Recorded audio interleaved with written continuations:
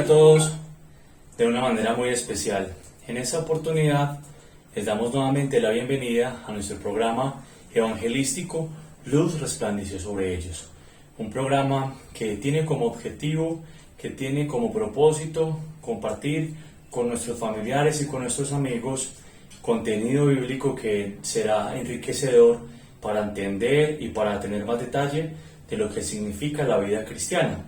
En esta oportunidad les habla su hermano en Cristo y amigo Steven Ocampo, y hoy vamos a tratar un tema muy especial, y es el tema del culto.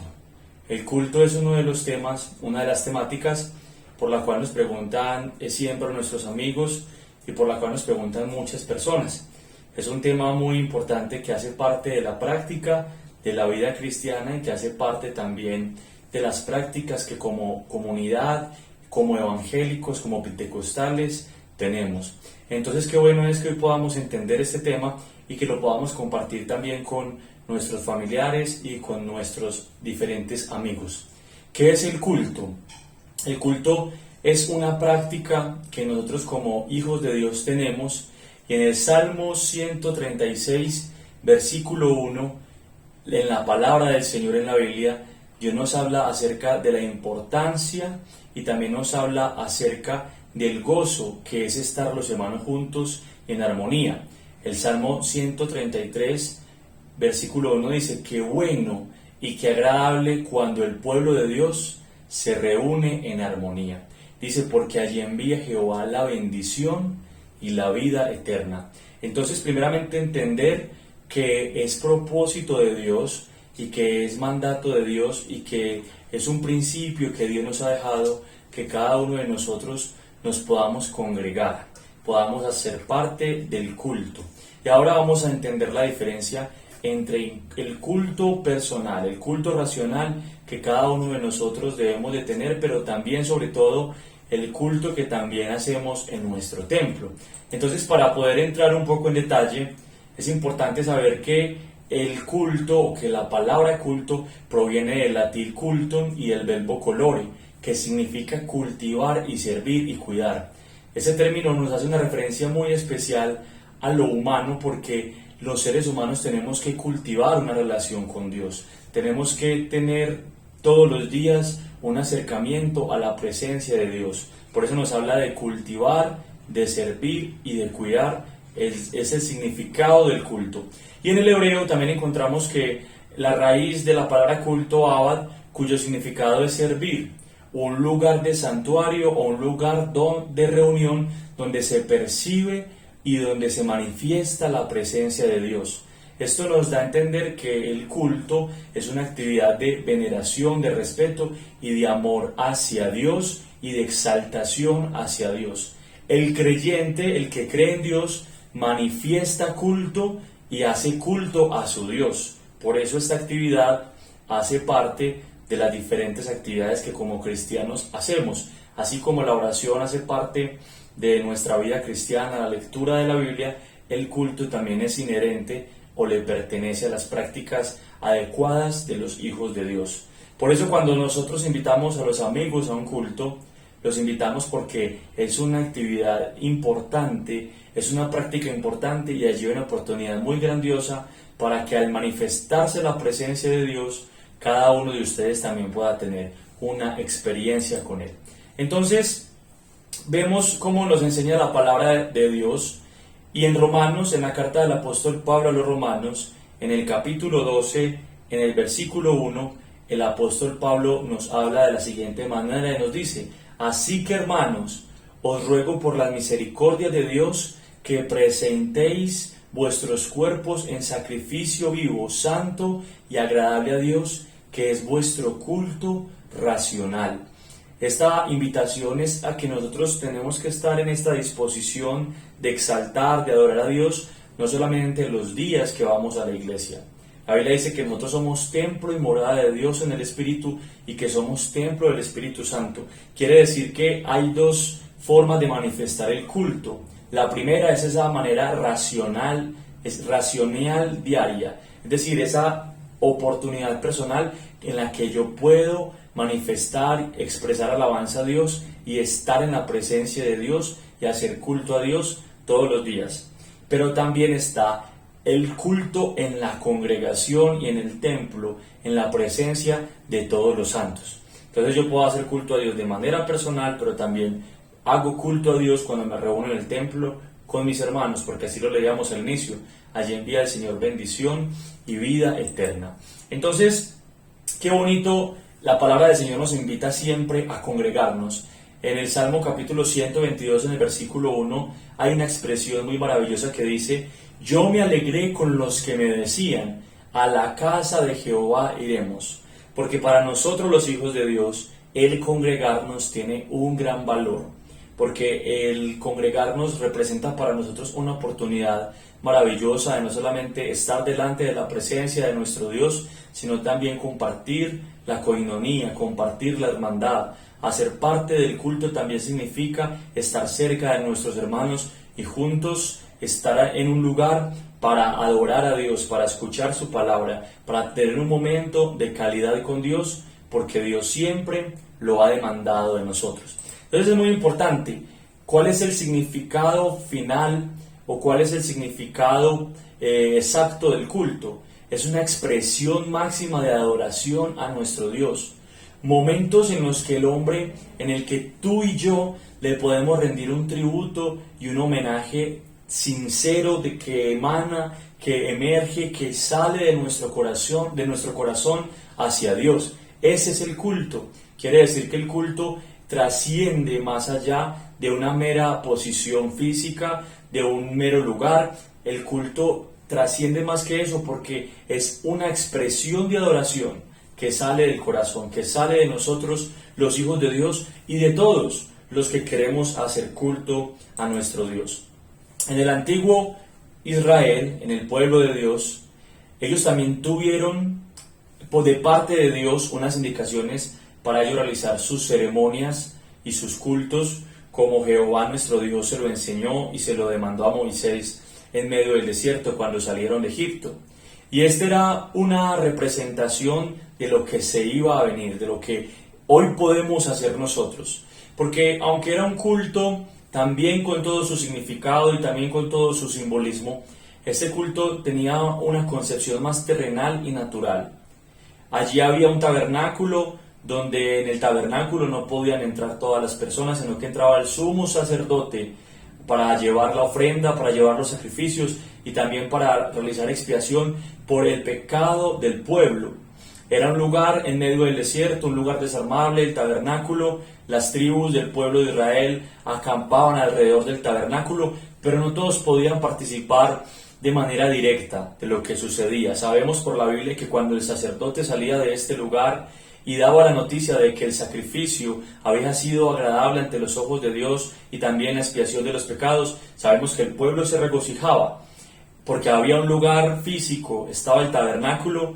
Más adelante también, cuando ya el pueblo de Dios se establece en un lugar, llega el templo, y las personas que estaban en el culto estaban también identificados por tener unos vestidos especiales, es decir, habían elementos especiales para desarrollar ese culto. Había también música, había cantores, y eso fue constituido por el mismo Dios. Y es parte de los principios, y allí se puede ver y se puede evidenciar parte de lo que hoy nosotros hacemos. Pero el culto de que hoy en día nosotros hacemos es un culto que trasciende, porque ya no está condicionado tanto al lugar, ni a los utensilios, ni a las cosas que están en el templo, sino que el culto ya parte y el culto nace y el culto depende de la actitud de nuestro corazón hacia Dios. Por eso vamos a encontrar que cuando vamos al templo encontramos a personas cantando, levantando las manos en medio de la alabanza, en medio de la adoración, pasando al altar a rendir su alma delante de Dios. Escuchan la palabra y aplauden, porque eso hace parte de la celebración, eso hace parte de todo lo que concierne al momento en el que nos reunimos. Pero es muy bueno tener esta base o conocer este principio, porque el culto fue constituido por Dios. Dios fue el que lo estableció y quiere que sea siempre de esa forma. Entonces, hay partes del culto que siempre usted, amigo, hermano que me escucha, siempre las va a ver en nuestro templo, en el lugar donde nos congregamos, porque son partes infaltables, son partes inherentes, son partes fundamentales del culto. El primero de ellos, o hace parte de ellos, son los cánticos y los himnos. Efesios capítulo 5, versículo 19 dice la Escritura: hablando entre vosotros con salmos, con himnos y cánticos espirituales, cantando y alabando al Señor en vuestros corazones.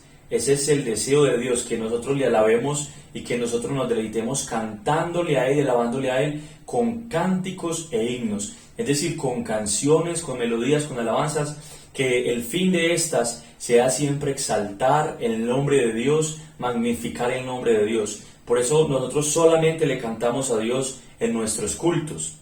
También dice la Escritura en Lucas, el Evangelio según San Lucas capítulo 4, versículo 16 al 17, vino a Nazaret donde se había criado, en el día de reposo entró en la sinagoga conforme a su costumbre, y se levantó a leer, y se le dio el libro del profeta Isaías, y habiendo abierto el libro, halló el lugar donde estaba escrito. La lectura de la Biblia hace parte de nuestro culto. Por eso siempre vamos a encontrar que nosotros en el templo, cuando estamos realizando nuestros cultos semanales, siempre vamos a leer la palabra de Dios, porque nosotros creemos y sabemos que la palabra de Dios es nuestro alimento. Por eso la lectura bíblica siempre va a ser parte de nuestro culto pentecostal. También otra tercera parte inherente a nuestro culto es la oración. Por eso dice en Mateo capítulo 21, versículo 22, y todo lo que pidiereis en oración creyendo, lo recibiréis. Esto quiere decir que nosotros en el culto, en nuestro lugar de reunión en el templo, oramos a Dios, dándole gracias, reconociéndole, exaltándole, pero también creyendo que a través de la oración podemos presentar nuestras peticiones, podemos presentar nuestras diferentes necesidades, y que Dios va a ser propicio y va a escucharlas y nos va a responder. El apóstol Pablo también enseña que orando en todo tiempo, con toda oración y súplica en el Espíritu. Quiere decir que la oración hace parte de nuestro culto, no solamente cuando estamos reunidos en el templo, sino cuando nos encontramos en cualquier lugar haciendo culto a nuestro Dios.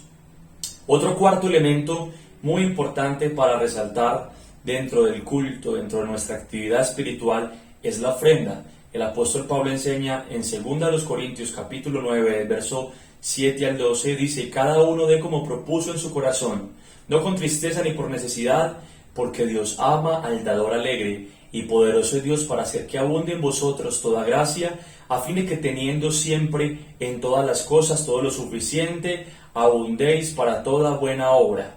Quiere decir que nosotros al culto, y hace parte del culto, llevar la bendición, llevar de lo que Dios nos ha dado. La Biblia dice que de lo recibido de su mano, de eso le damos. No llevamos la ofrenda, no llevamos nuestros diezmos, no llevamos nuestras primicias, es decir, no llevamos nuestros aportes económicos, tratando de impresionar, de pagar a Dios, o tratando de con nuestra ofrenda de pronto ser más que otros, sino que la ofrenda también es una forma en la que nosotros adoramos a Dios, exaltamos a Dios y reconocemos que todo lo hemos recibido de su mano. Por eso en la Biblia nos enseña que el Señor dice: mía es la plata y mío es el oro. Todo lo que tenemos Dios nos lo ha regalado, y por eso al culto llevamos nuestras ofrendas. También nos habla que otro elemento fundamental, diría yo que es indispensable también y que es infaltable en nuestros cultos, es la predicación de la palabra del Señor, es el consejo de la palabra del Señor. Hebreos capítulo 4 versículo 12 nos enseña: porque la palabra de Dios es viva y eficaz, y más cortante que toda espada de dos filos, penetra hasta partir el alma y el espíritu, las coyunturas y los tuétanos, y discierne los pensamientos y las intenciones del corazón. En todos nuestros cultos siempre vamos a compartir la palabra de Dios, sea con un carácter evangelístico, sea con un carácter de restauración, con un carácter de liberación, con un carácter de exhortación. Siempre la palabra va a cumplir tres funciones: exhortar, edificar y consolar. Y siempre en nuestros cultos la vamos a encontrar, porque la fe viene por el oír, y el oír la palabra de Dios. A través de la palabra de Dios, a través de la Escritura, es que Dios habla con cada uno de nosotros. Es que Dios nos trae el mensaje de parte de Él a través del predicador. Y como leímos, como esa palabra es viva y como esa palabra es eficaz, esta palabra nos transforma, nos cambia. Por eso siempre, siempre la vamos a encontrar en cada uno de nuestros cultos, en el culto que se hace en el templo, pero también en el culto racional que cada uno de nosotros hacemos, porque aunque no estemos en el templo, cada uno ora personalmente, cada uno canta, cada uno exalta, alaba a Dios personalmente, sin importar el lugar en el que está. Cada uno lee la palabra de Dios para que la palabra de Dios obre, nos transforme, nos limpie. La palabra de Dios haga una obra efectiva en nosotros. Y también separamos en nuestra casa la bendición para llevar al templo, para llevar a nuestro lugar de reunión, porque el culto es grupal, pero el culto también es personal.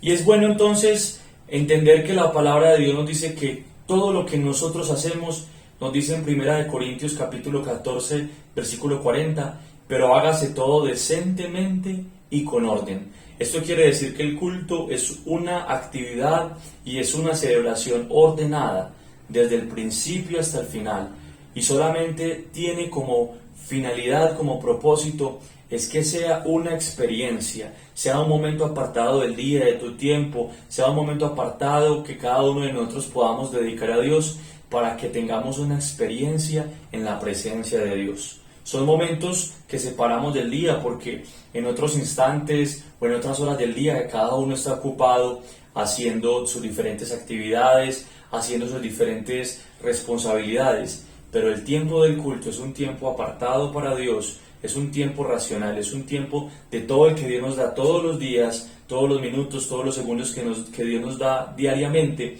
Y entonces el culto es un momento dedicado, exclusivo para Dios.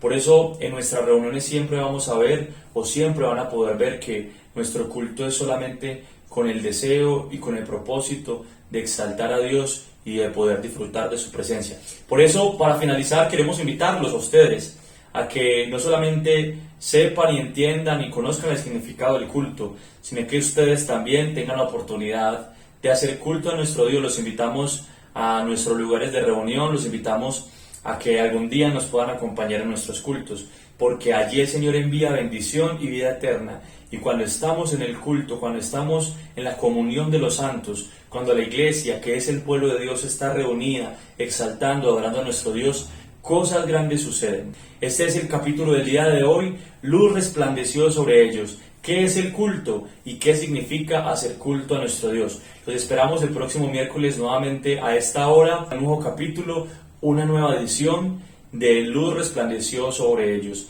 Les habló su hermano y amigo Steven Ocampo, miembro de la directiva Evangelismo. Bendiciones, el Señor Jesús les bendiga.